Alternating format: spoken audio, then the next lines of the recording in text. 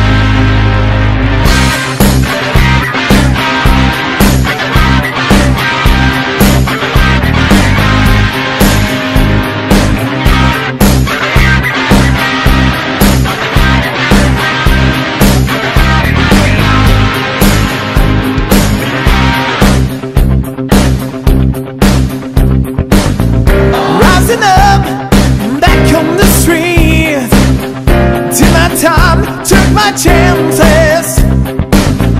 When the distance, now I'm back on my feet. Just a man and his will to survive. So many times it happens too fast. You trade your passion for glory.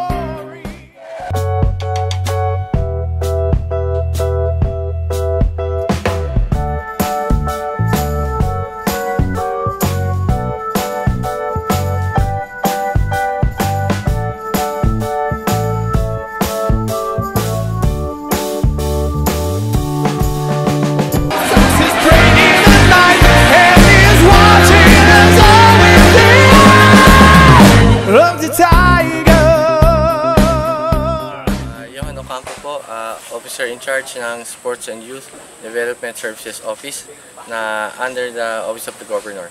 So kagabi po naganap po yung bakbakan sa Nueva Ecija. So taon-taon po ginaganap to na sabay ng selebrasyon ng unang sigaw.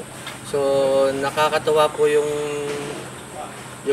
kagabi kasi compared previous years, yung po mga boksingero natin na mas marami na po magagaling, nakikita natin na yung basics nila magaganda. So hopefully maka-discover po tayo saka maka-develop ng mga magagaling na boksingero. Baka yung next Manny Pacquiao or Donaire magagaling po sa Nueva Ecija. Siyempre, papasalamat tayo kay Doc Oyi Umali at kay Vice Governor Doc Anthony Umali kasi sila po yung may proyekto ng bakbakan. Next year meron po kaming plano na gawing by congressional district po. So 4 na distrito magkakaroon ng kanya-kanyang championships. Tapos para mas marami pong maabot ng mga boksingero, then after po na tsaka po tayo magkakaroon ng sa unang sigaw parang magiging provincial championships na po. So sa ganung paraan po, mas maraming maabot ng boksingero, mas maraming makakasali at mas maganda yung mga laban pagdating sa selebrasyon ng unang sigaw. Gusto ko na rin pong imbitahan ng ating mga kalalawigan, no? Sa September 20 po ang opening po ng Nueva Ecija Collegiate Sports League. So taon-taon din po ginagawa natin doon. Marami 11 na universities and colleges po ang nag-confirm na po at nagbigay na ng kanilang mga papel para sumali. So marami din pong mga coaches na bago kayo makikita, marami mga bagong players. So again, September 20 po.